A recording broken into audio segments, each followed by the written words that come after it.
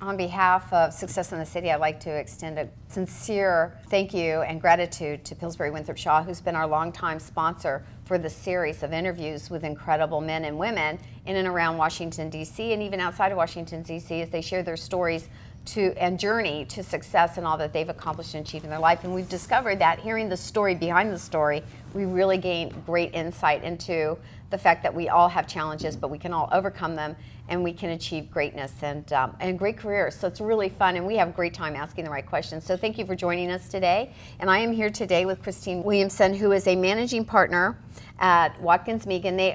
To be full disclosure, they are my CPAs. Yes, so I feel sorry for them, but they're willing to do it. So she gives it to us in a shoebox. Yeah. Often we don't really need to go there, do we? Colin, we need your stuff. I go, oh, yeah, I'll get that to you. Yeah. So I'm so glad you joined us today, and I think it's really interesting because one thing that really intrigued me, because I think that we all have like different ways we look at skill sets, like we're born with them. Mm-hmm. And when I think about accounting, and it wasn't until we talked that I thought, gosh, what boring career could I be in? Accounting would be great for boredom. I mean, you get great sleep. So it was really interesting to me when I started thinking about it, because we had the chance to talk about it, and I'm being facetious because I do know that it takes a lot of brain power to look at things. But one thing that really intrigued me when we started talking about accounting is that there's so much more to it. Mm-hmm. So let's go back to when you learned, you thought you really wanted to go into accounting, because it wasn't like, what were you thinking when you were a little girl? What did you think you wanted to be? I wanted to just go have fun and socialize. When I was in high school, and a lot of people I find as we interview them, accountants sometimes know it early on. There are other careers that you may not know early on, but I actually did kind of have fun in high school, cheerleader, all those good fun things. Didn't really care about schoolwork. But in my senior year, I got into an accounting class and started to compete with another woman in the class, or a young girl at that point. And I said, what's going on here? What am I doing? I'm really trying to, get this hard A and get the 100. And I realized right then that, I'm getting this and I like it. Started to talk about it more to my parents. And then I talked to a counselor, and they said, I'm not sure that's a good idea. That's a very narrow field. And I'm glad I didn't listen to them, because that was probably the worst advice, because it's not a narrow field. If you think of any business, the nucleus of a business is the accounting back office. When you start a business, you have to understand finances. When you're running a big project, you have to understand what the costs are. So there's a lot to accounting that goes in the background of a lot of things that we do. And I love to educate people on that and help them, just like you. So that's how it started. And now my son wants to be a CPA. He's at Virginia Tech, and he surprised the heck out of me. I did not push him. I did not want him to do that. That was not something I did. But I've found that it's in the genes. If I'm interviewing a student and I find out that someone in their family was a CPA or an accountant, usually they're pretty good. And it's pretty much been tested that I think it's the way the brain works. You have to have this. What was really intriguing to me, because after we talked, I regret that in school there wasn't an emphasis on understanding financing, understanding money, not the counting and algebra, understanding money. And I think we miss, I think our educational system needs, I say it all the time, I think we need to revolutionize education. Well, it's a good point. It's something I was reading about last night after my daughter had an FBLA, so Future Business Leaders of America awards banquet last night. And when you looked at the officers coming in, they're all women. And my husband pointed it out to me. Look, they're all girls. And they do have different, they want them to touch cybersecurity, they want them to touch interviewing, they teach them the soft skills, but they're also teaching them, money. But I looked around, it seemed like there should have been more people there, that maybe the school, has the business, has the accounting, has word processing, has a lot of different things that are helping with business, but not enough to push more students into it. And what I was reading about last night is that because of STEM, the science, technology, engineering, and mathematics, that we're seeing that our education really has kind of lagged behind in some of these areas. And we need to look at like the K through 12 and figure out what kids, help kids determine what do they like and what do they not like. We've worked so hard on all this testing that they have to do, but haven't really helped them figure out careers. And just having kids go through it, I think it's very important for them to get the guidance and get some of the exposure, because it's so hard. They're all expected to know exactly what they want to do as soon as they get out, and we know that that's almost impossible. I think more than 70% or 75% of people out of college do not work in their studied field or their field of study or degree field, which is really, really interesting. Yeah, I talk about this a lot, and I'm actually part of a STEM program, A Million Women Mentors. Anybody here, go check it out. It's an incredible program, and I think a lot of people, in fact, they contacted me yesterday, how many people in success in the city are in STEM fields? And I go, we've never done a study on that.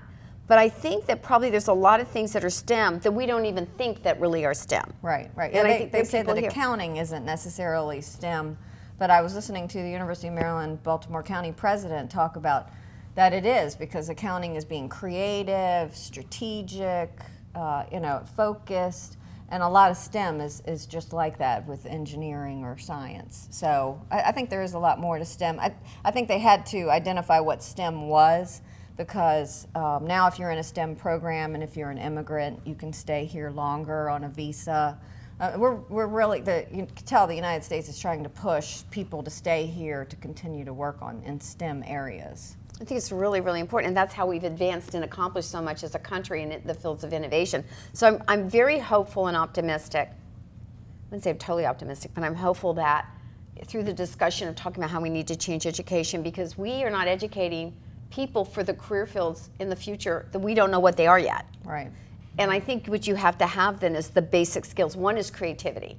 And I think you have to help create a framework for extraordinary creativity. And what was really interesting to me in what you did at Watkins Megan, which I want to talk a little bit about that, is you brought a component of creativity, which was, so she probably won't explain this, so I'll articulate it for her, is that she came in and she looked at the strategic opportunities inside Watkins Megan. Now you think about accounting, how many people kind of think it's like a box?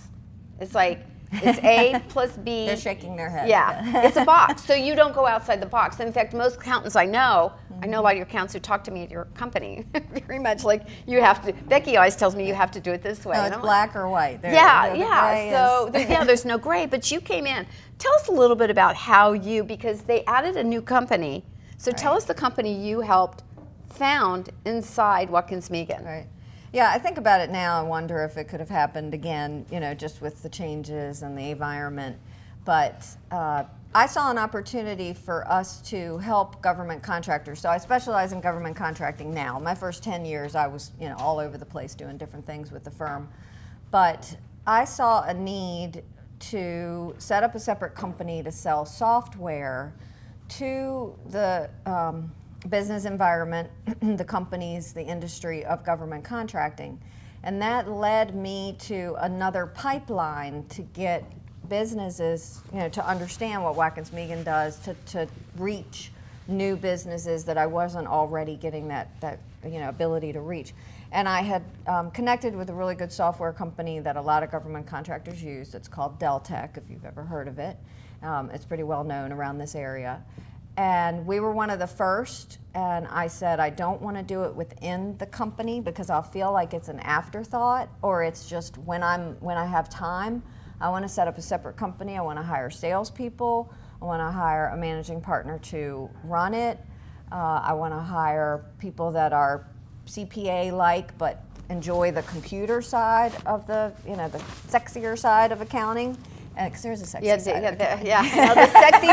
The sexy side of accounting. And fortunately, I have a wonderful mentor who's retired now. It's Mike Megan. He's one of the co-founders of the firm. And he stood behind me the whole way, pushing through the other partners and the no's, is not going to work, or this or that, all the stumbling through it. And we were able to create it and doing really well. We are in our 5th year, And it really has created a different dynamic of our firm. It helps other areas of the firm, not just mine. It helps our accounting solutions group. Becky McDonald is here. So we're meeting a whole lot of people, and people that we wouldn't have touched through just an accounting firm where someone's looking for tax or audit assistance. So I want to discuss how you push that through. Number one, you entered into the field of accounting at a time when women were not super prevalent. I mean, the numbers were not there. I mean, it was really a hard career to be in. It was much like law. It was perceived that you're not going to be able to provide the hours or the insight because you have children, and those demands in your personal life will interfere with working the way we do as an all-boys network. So how did you do that? Number one, how do you feel like you gained your legs, your strength, your power inside the company to rise to leadership? Well, I guess I thought if I do a good job, I'm going to keep moving forward. I have that belief. If anybody does a good job, it's going to get noticed, and you can push forward. Yes, being a woman, maybe it was the right time at the right place with not enough, accountants. There are a lot of women that get to their 5th or 6th year in accounting. There is a lot of hours. It is a lot of travel that come out of that career because of children or family. Fortunately, I have a very strong husband behind me that he knew I was determined to get to partner. That was my goal. So I say to you all, make a goal, make a really lofty goal, so you can work towards it. Not just, I see people just telling me they have a goal in 2 or 3 years. I don't think that's enough. I think you need to push it out 10 to 12, 15 years. And really having that mentor, having Mike Megan as a mentor. So the other thing is get a mentor, someone who will always be there for you to talk to. And you may not even know that they're your mentor. I didn't know he was my mentor until I got to the top, and then I realized, oh my goodness, you helped me through this. And as he was retiring, it kind of dawned on me that he stood behind me, and that was I didn't ask for it. We just clicked. And you know that if you find a mentor, you just click with that person. So kind of being at the right place at the right time, being very determined, being very sometimes pushy. There were things, I just didn't take no for an answer, and knew what I wanted. And I think it's also when you go into your evaluations with your company or you're talking to, tell them what you want. Make sure they know this is what you want, because they may not know. So there were many times where I said, I want to make partner, I want to be in charge of this, I want to do this. Wow, that's a ton of great lessons you just shared with us. So number one is know what you want, set a goal. Yep. Number two, don't take no for an answer. Mm-hmm. And then number three, which I think women are the weakest in, is you don't vocalize what you want. We always think other people know what we want, and it's learning to speak out. And you can say it in a way which is like, there's a way you can always say what you want and declare it as a statement and not feel that you're asking permission. I think women are so polite, we ask for permission. I want to be clear with you that I really have this desire to achieve partnership, or I want to see our company. So how did you deal with, because you're in an environment where they're predominantly male, mm-hmm. and you have this idea you want to start this company, and I can imagine there were a lot of no's, a lot of objections. I mean, you work in an environment of black and white with guys. It's like, what were the biggest hurdles you had to do to push that through? That's a good question. Things were really moving quickly, and government contracting has been in light speed over the past 10 years, just growing leaps and bounds. We all know that with all the contracts that have been let out. Things are slowing down, things are getting harder. Government contractors having to crawl and scrape for everything that they want. I think the opportunity just got to us. I came up with the business plan. I had the mentor kind of behind me. And we probably just pushed it through really quickly, rather than everybody getting a chance to think about it too much. Because if you let something sit around for too long, it's going to grow legs and start running away from you. So they may not have thought that it was really going to take off, or does this make sense? It's a good question. I don't know. I think we were growing, and there's so many good things happening. Our firm is nice where we are all entrepreneurs, and we've started other different companies within the firm. So this was not Really? This is not rare. Yeah, we probably have like 5 or 6 other companies that we've started to do different little bits of work. So it is kind of a tradition that we've done this before. Now having a woman start it, and it was. But we were doing so well in government contracting that it was sort of like, well, you must know what you're talking about. It's software. You already are we were already doing some of this already too. So when you got a couple under your belt and they see it just made sense. Yeah. It's really interesting. One is you seized an opportunity when the environment created it, and you kind of just shut out. But is it common for firms like yours to start other companies outside that? Or is that? Probably not. There are other firms that would have just created a division or a group. Maybe there's a little bit of liability reasons. There's a little different that you want to separate a little bit from the accounting firm. It is a hassle setting up another business and websites and business cards and everything that goes into setting up another company. It's letterhead, just everything. So what does that structure look like then if you're a company like yours? Because I'm really intrigued by this concept. I've got my big company. This is what we do. We see other opportunities. So I didn't know until this conversation you had actually more than one other company. So what does that structure look like? Watkins, Megan? Are they subsidiaries? Are they totally they're considered subsidiaries? Yeah, but separately owned? Does the company own a piece of it, all of it, some of it? Yeah, the company owns a big piece of it. Still does a lot of the oversight, the accounting. But lets it hand off to run the company. You kind of think of as a company buying another company, but leaving it alone, letting it work and set its own culture and its own structure.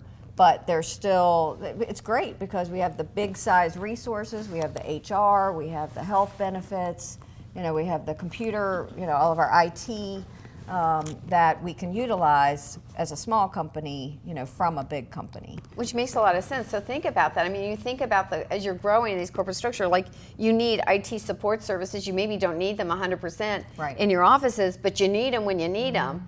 So that really makes a lot of sense. So that's a great strategy. If you're catching our interview today, maybe you're looking at your company and growth, and maybe it makes sense now to start pulling out those pieces and setting them up as a separate entity. So that's really, really interesting. And so more tax returns for the accountant to have to do. Yeah, I know. And I don't know how is your life during tax season? And it used to be, I think it's only January 1st through April 15th, but it doesn't really run that. The worst is probably then. Yeah. But all year long, you have things you have to report. I know because they call me, you need to do your blah, blah, blah filing. I go, what is that?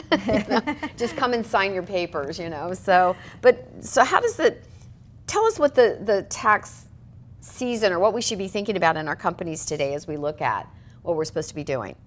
Well, I like to call it busy season, not tax season anymore because we're not just tax. There's a lot of financial statements, a lot of compliance type forms that you have to file, and those are all throughout the year. Payroll forms are quarterly. If you put an extension on, then your tax return may not be due until September or October. So in the tax world, there's a deadline every single month. It could be on the 15th or the 31st of the month. The tax people live by due dates, and if there wasn't a due date, they wouldn't get it out. I'm telling you, it is. It's just the due date that they operate on due dates, and I wish they wouldn't, but we do. For the other people in the firm, we're doing month-end close for companies like our accounting solutions group. So that's every single month. We're trying to get your books done for a board meeting. So that could happen all throughout the year. Financial statements are usually due to your bank by April 30th, maybe sooner if you've got big shareholder meetings. Maybe it's later. The shareholder meeting could be in July. So there used to be, probably 10 years ago, a drop-off period in June or July where we didn't have as much work. It's not that way anymore. Accounting is, 365 days a year. So you always have people. So you always have demands. So you guys, I noticed you bring in a lot of interns. How does that kind of work, and how did you decide, because this really gives them the great opportunity to learn firsthand. Right. Yeah, and some years we've brought in more than others. This year we've created an intern program where they're going to rotate amongst our groups. So we have about 6 or 7 industry groups, and we're going to have an intern come to 2 of those groups and spend 3 weeks at each one. And then there's a week in the beginning where there's just a full setup, startup, entrance kind of week. And we're bringing in sophomores and juniors that are interested in college, accounting, sophomore, that are in college, right? We have about 6 universities that we've chosen, and internship programs can be difficult because you don't want to bring somebody in and then have them bored. They don't want to come in and just do copying or answer the phone. We like to send them out to our clients. We actually offer them pro bono to our clients and say, hey, would you like to have an intern for a couple of weeks, and they could help you out around the office doing special projects. Clients love it. That's a great business tool. How long ago did you start that? We started that. I saw that from another accountant. I was at a conference with her, and we just happened to talk, and she told me she had 11 interns. And I said, how do you handle 11 interns during the summer? I mean, I'm having a hard time handling 4. And she gave me that idea. I went back to the office and said, this is what we're going to do. So the next year we had 6. The clients loved it. It gave us a little attaboy that we gave somebody, pro bono. That's an awesome idea. We even had some of our clients say, can I have that person longer? And what are you going to say? But that is really a great strategic, and you talk about a good business development. It's a win-win all the way around, and you're giving back, and you're giving great opportunities. How did the interns like it? Oh, they loved it. We didn't have any problems with it. They learned how to drive around the city, how to act professionally, dress up. We saw the ones that didn't shave in the morning and needed to shave, or were late to the and didn't get the directions before they got there. It was a good learning experience, and we have several of them that work for us now that didn't even go through the recruiting process at school. And the recruiting process is very competitive. But we had some that just bypassed it because we gave them an offer right after they interned with us. Really? So they knew where they were going to go. Yep. So it's been working out well, and we'll see how this new rotation internship works. We created an internship committee this year. The HR was doing it in our company, and I said we really need to get the HR somewhat out of it and pull our young people together, have them create a committee, and have them decide what our interns will be. I mean, what better than the people who just graduated 2 or 3 years ago to interact with the interns? They don't want to talk to the HR director. Yeah. They want to be real life and just speak with someone that just graduated from school. And they're the ones that are going to know what they can do and what they can't do. And they all come in with the earbuds in their ear, and they just teaching them what's etiquette and profession. So where do you get this initiative? Because what I love about this, you do not hesitate when you think about the box, in this career field that looks like a box. You don't hesitate. That's a great idea. Let's try that. I mean, what drives that? You think that's just always the way you've been? I think it's the way I've been, and the firm allows that give the fresh new ideas. Yes. I mean, people come in my office and have ideas. If I like it, I'm going to act on it. It's doesn't mean that everything's acted on, but there are a lot of good people within the firm, and so I sent an email out and said we're going to create this internship committee. Got to give us one person from every group. They're going to get together. They're going to meet. Most of the time, people are happy, good, somebody else is taking care of this because I don't want to have to take care of it. That's really great. Just probably just coming up with ideas and saying I'll take care of it. And then they see one works, so then they say, okay, well, maybe we can do another one. So one thing I want to ask you about is the complexity of taxes in our country and the role between firms like you and the United States government. Now, I understand probably if we took all the laws that are written every single day, they would probably fill this entire building, which how many floors is this building? 8 floors, 8 floors. I mean, I hear it's so ridiculous. One, we get weighted down. I feel like our economy, our country gets weighted down. What is the role between firms like you that are major companies in the field of tax and law and financing and the government? Is there an intersection where this conversation happens? It's I I don't see how anybody who does any of this would know anything. Or I mean, there may be 5 things you know, and the rest is like so entrenched in rules and regulations and complex language. You know, I'm terrified of the IRS because it's what you say, it's what somebody else says, and what they say, and it's. I'm not ever sure that anybody really. How could you even know the right answer? Right. So how can we fix this? How can you fix that? How can you fix it? yeah. Let me come out of my box. Yeah. Well, we have a lot of technical people that read the code and that work on keeping the clients compliant with the code, the way it's written. There are things that you read and you say, why is it like that? That makes no sense. How laws are, how they're enacted, how things are passed, how a new act changes a law. There's special interest, of course, but we join committees with the AICPA, which is the American Institute for Certified Public Accountants. We join the state board committees, and we work with other CPAs to try to look at the tax law and research. And help, figure out what are the best ways, that we should be pushing forward with taxes. It is very complicated. Usually about every 20 to 30 years, there's a huge tax reform. We are due for one right now. It's been since 1986. And so there are a lot of people pushing for some sort of tax reform. It doesn't mean, it has to change completely.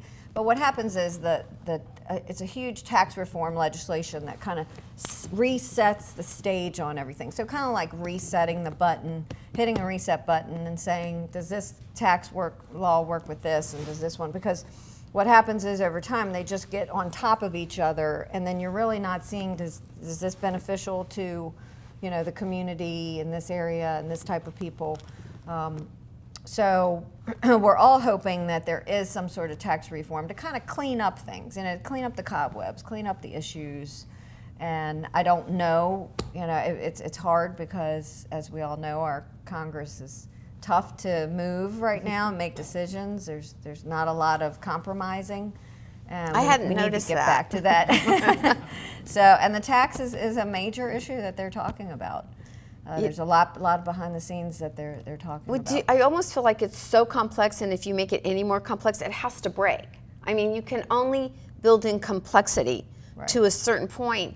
And do you, as people, I feel like you're the voice back to, because I ask about this, you actually can call directly into, like if we call, has anybody ever called the IRS? I've managed like 4 estates for my family, and it's like a 4-hour hold, and you hate to hang up.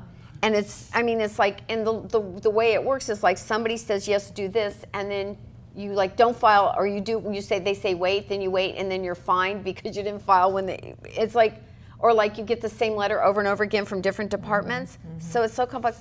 Do you ever get to speak to anybody and say, hey guys, this is a little crazy?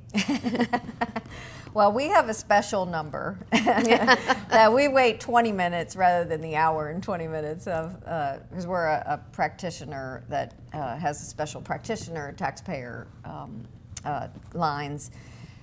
It's not perfect the way it's set up. It's hard to say if complaining or making any suggestions helps. But we do spend a lot of time on the phone. We see the letters that come in for our clients. We try to get the tax return done right so you don't have too many letters. They do send duplicate letters. It is confusing sometimes. So I can see that, and that's why the tax code probably needs to be worked on, because it is so complicated for a lot of us just have to take our taxes to somebody to get done because we're so afraid we're going to do it incorrectly. And then you're going to spend 6 months trying to correct it. Right. So I bet you do see that. So how do you handle that when somebody comes in? They had somebody else prepare. Actually, that happened for my mother's estate. They were actually, the accountant they were using were paying state taxes to New Mexico because they were invested in an oil well, but they didn't owe it. But the tax accountant, when I went in and I said, this is the law, she said, no, you have to pay. And finally, I had to take the account away from her, and I found another accountant who, this is before I ever met y'all, who called the state and they said, yeah, you don't know it. So it's like, then I had to work to get $3,000 back to her. So it's very frustrating. It can be. It's a lot of red tape and a lot of paperwork. But they have to have support. They have to have a reason for the refund and get check the right box. If you don't have a box checked, the refund check is not going to come back out to you. So it's a lot of patience, and I would say, hire somebody that does that is reputable, knows what they're doing. Ask them a lot of questions. Just don't accept. Unfortunately, it's just like going to a doctor. You got to ask a lot of questions. You've got to be your own advocate, and I think you have to do the same thing when you're meeting with your tax advisor. So, and when you get audited, should you bring your tax advisor with you? Oh yeah, I heard that. Don't go it alone. Don't ever go it alone. Yeah, I found that out the hard way. No. Yeah, bring them to have them meet at a common place area and where you can bring all the information and they can talk, and they might want to come to your business to see that you have 4 walls up and a door, but you don't want to go it alone because they may divert into an area where they shouldn't be. So you need to keep them, in line with what they come there to work on. So do tax people who audit you and stuff, do they get a kickback or a bonus if they bring more money in? That used to be maybe a couple years ago that they were incentivized on, collecting from people who haven't paid. I'm not sure that they get any kind of incentive. I think that they're pushed internally that if someone owes money, back taxes, and they do. It's not that they don't owe the money. They really did owe the money. They have to get pretty tough with those people because unfortunately, there are a lot of taxpayers that haven't paid their taxes, and it's not fair to those of us who have. So they have to get nasty, put liens, and send a lot of letters. So it's better to work it out with them, communicate with them. If you don't communicate, we all know that anytime. Right. Communication is the key. And so we help clients through some of that controversy as well. So where do you see your company going now in the future? From here, what's next for your company, for you and your company? What do you see? Well, I see a lot of growth. I see that, because like we talked about, starting new companies, we're always looking for something new, healthcare, maybe something in the financial world. We're always looking for what's the next big thing that's happening in the economy. We're never happy with just where we're at. We're always starting to grow. The government contracting group has really been going national, working with a lot of people all throughout the United States, so I'm looking forward to that. My kids are now in college, so I can travel. I look for, just upward, but in a good progression. I don't want to grow so fast that somebody says, oh, the smaller person, smaller company like yourself would say, I'm not getting the attention anymore. I hope that never happens. Right. Because that's very important to me, the relationships that we've built. And those relationships, I think, are key to the future. Well, I know probably some people here have some questions. Does anybody have questions they want to ask? Yes, Angela? That's a great question. Yeah. So is compliance, that's a great question, dealing with Yeah. compliance. It has become complicated, but there are a lot of good people out there that understand the compliance and what you need to do. But you've got one layer of business that's just your taxes and normal best practices within there. And then the government contracting does create a whole nother compliance. And that's to protect, the U.S. taxpayers that we're not paying too much for letting out a government contract to you to do some work for us. And unfortunately, there's been people, we all know, there's we're all the good people, and then there's just that one bad that creates a problem for all of us that now we have to have compliance because somebody, did put something that was unallowable, charged it to the federal government, and they paid for it, and eventually we paid for it. I think the compliance is actually getting a little bit better. It's starting to make a little more sense looking at government contractors before they give them a contract. Before it used to be afterwards. Now they're looking at it before. There's still not enough federal auditors out there. That their resources are thin. And we were talking before with somebody earlier about that they're stretched. But I think that the compliance has a little more structure and formality to it.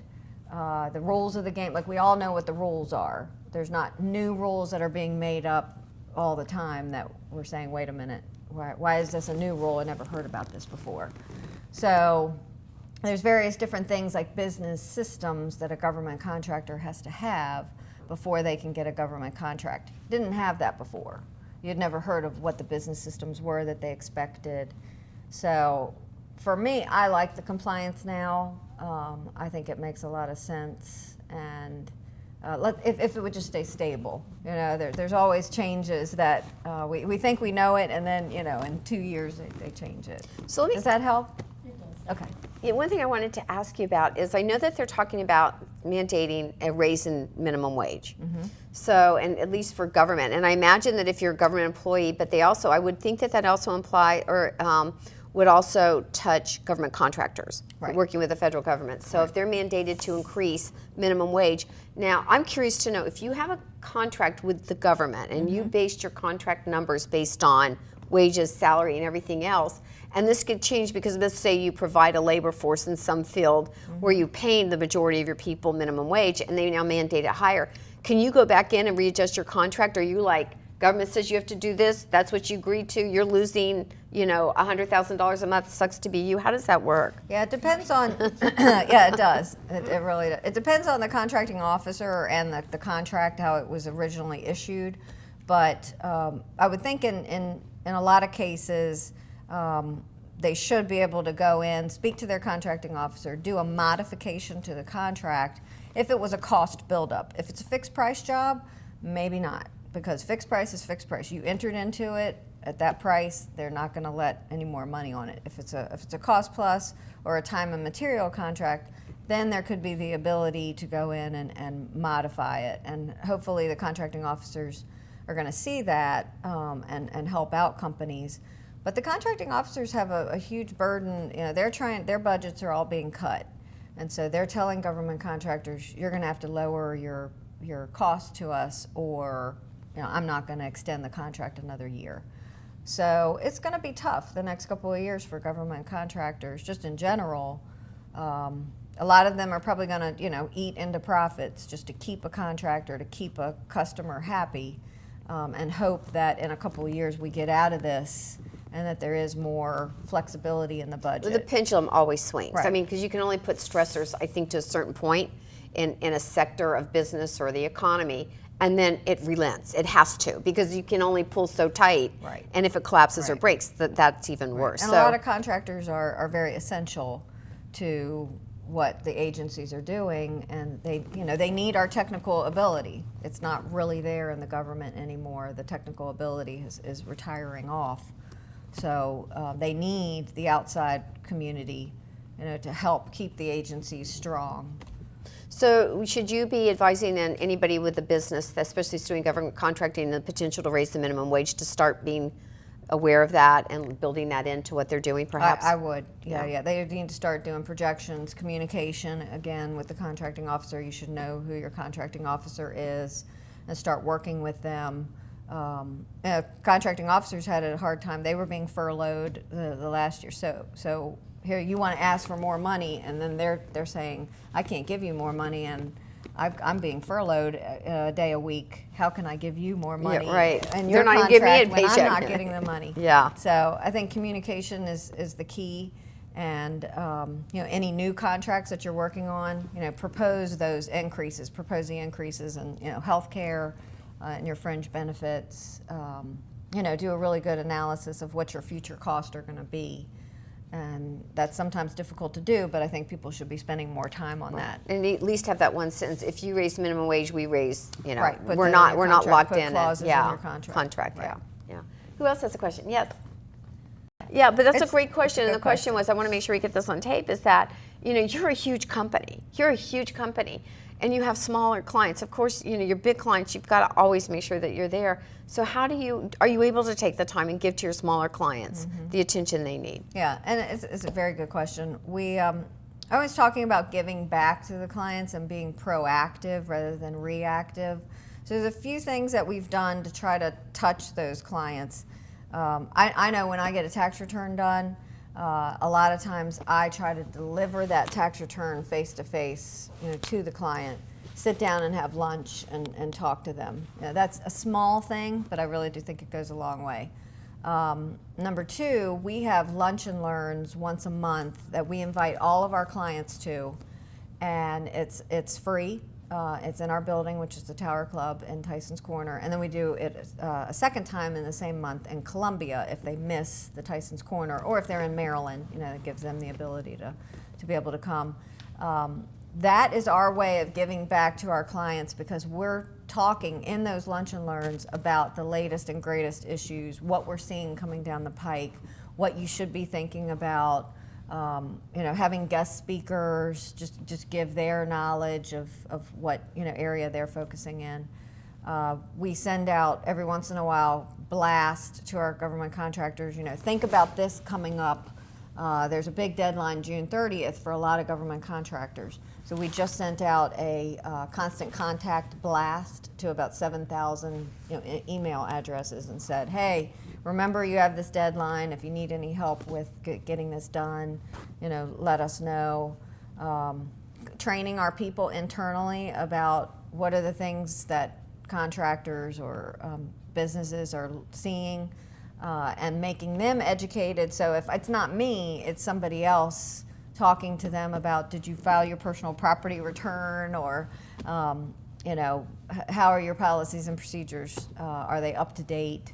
So we do try to be proactive. I know we're not always perfect, but email's great. I don't know what we did 10 years ago, but just to shoot somebody an email, hey, how you doing? How's everything? Can we have lunch? I mean, that's so easy to do, and having that ability to do that now makes it so much easier to touch people. So do you have somebody does business development for Watkins Megan? We do. We have somebody. She just joined us about 6 months ago. We really, the partners and the accountants have to wear a lot of hats. So we're the business developers. We're the technical. We're the networkers. So we have to, eat it, kill it, beat it. We have to do everything. Chase it. Yeah. Yes. And stuff it. Yeah. Twist it around. Yeah. And so we have never really spent a lot of money on business development or heavy marketing. I always say we're like the best kept secret in town, because we're not out there putting our name out all over the place and spending a lot of money in advertising. But I have noticed as we've gotten bigger, it stretches you. I mean, it's a little harder to do everything. Right. You're up, 12 hours a day, and when you get home, you're doing more work. I mean, we all know that. We're all working right now more hours probably. We all feel like we're doing that a lot more. But I think that's the economy we're in right now. We're probably all just going to have to, put up with that for a little while, just to everybody to dig in and help out. I think it's getting smarter. I think you're never going to have more than 24 hours a day. Right. And I think that we're beginning to learn that it is the relationships we form that begin, it's one touch touching many rather than us running around touching a whole bunch of people. Right. We're strategic alliances. It's knowing who does what well and making sure that's where the relationships go and build. So I think that makes a lot of sense. It's funny. So my son's a sophomore in college, and he came to intern during December. And one day we were driving home, and he said, you know what I realized today, Mom?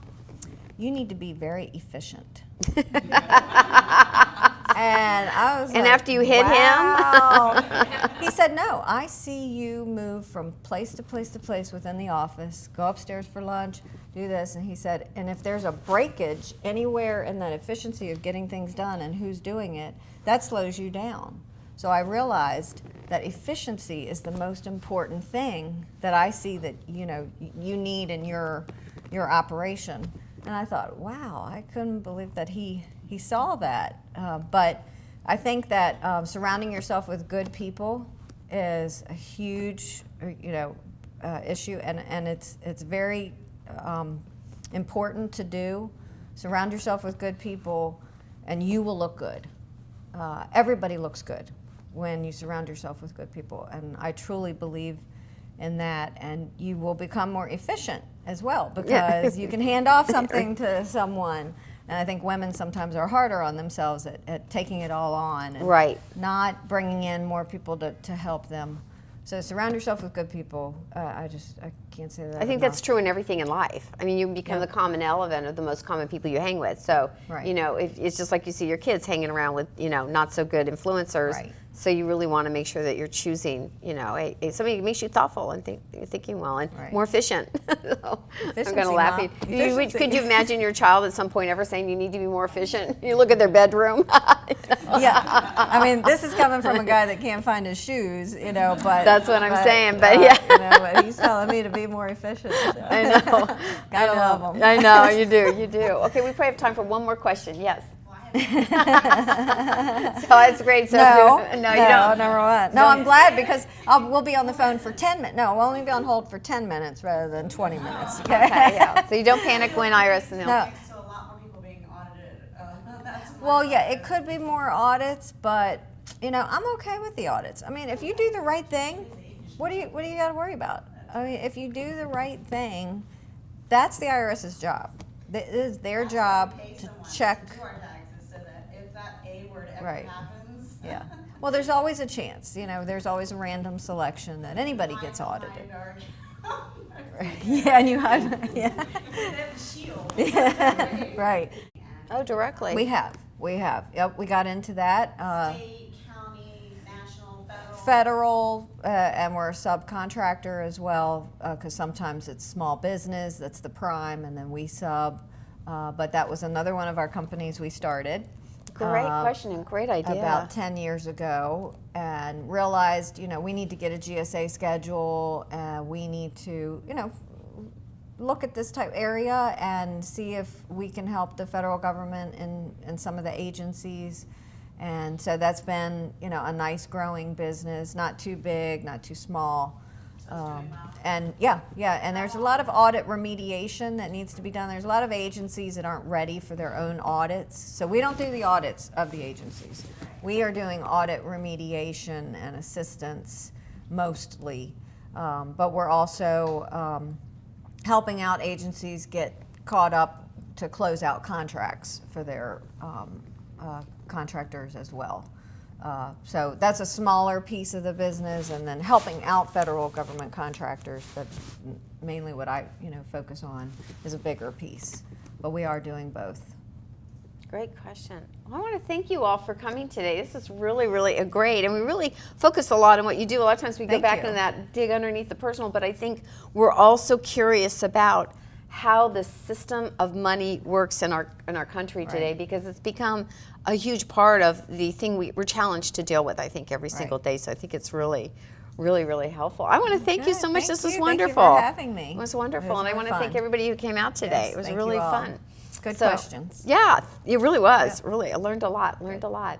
So thank you, everybody, and we'll be back next month. We have one more, and then we end our season, and then we start again in September. So we'll see you next time. Okay. Thank you.